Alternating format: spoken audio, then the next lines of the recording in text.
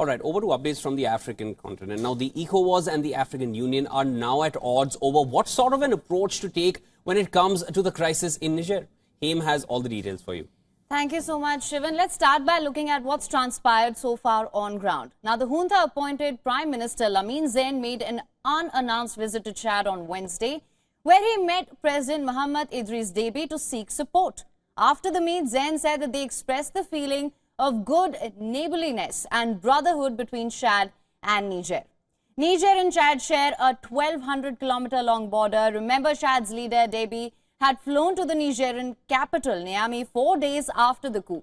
Meanwhile, Niger is staring down the barrel of a possible military intervention by ECOWAS nations. As a result, supporters of Niger's junta, they're calling for mass mobilization of citizens against threat of military action here.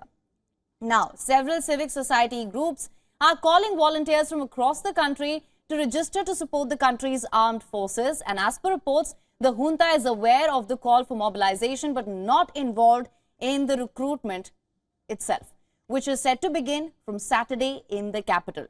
On Monday, the Peace and Security Council, that's the PSC of the African Union, it held a meeting which diplomats termed were tense and tedious. At the end of the meeting, the group decided to suspend Niger from all AU activities.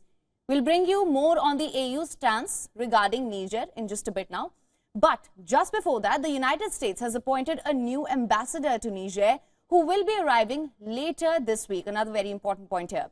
Now, as per the State Department, Kathleen Fitzgibbon is going to Niger to lead the mission during a critical time and to support the American community and to coordinate on the US government's efforts here.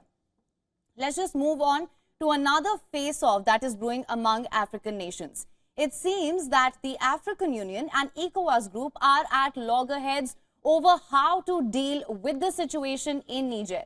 ECOWAS is gearing up for military intervention. The chiefs of the general staffs of the armed forces of ECOWAS member countries, they are convening in Ghana's capital on Thursday and Friday for a meeting to discuss a military intervention in Niger. Meanwhile, the African Union, it's opposing any military action here. A report by French newspaper Le Monde, citing diplomatic sources who attended the African Union meeting on Monday, says the group is disagreeing with the ECOWAS and it said that it fiercely is against any military intervention. This development, it came after a meeting that ran for over 10 hours, which has been described as tense, endless. During this meeting, the African Union's Council for Peace and Security decided to reject the use of force against the Nigerian junta. This position by an official press release on Wednesday. Now, the Sahel region in West Africa, it's been plagued by terrorist insurgencies. On Wednesday, at least 17 soldiers were killed in a terrorist ambush in Niger, the Mali-Niger border. The Niger Defense Ministry said 20 other soldiers were wounded, out of which 6 are in critical condition. The army added that over 100 assailants were neutralized when they were retreating after the attack. Niger, like other countries in West Africa's Sahel region, it's been struggling for years to contain an insurgency by groups linked to Al-Qaeda and the Islamic State. The insurgency has killed thousands and has forced millions to flee their homes and has also resulted in food shortages.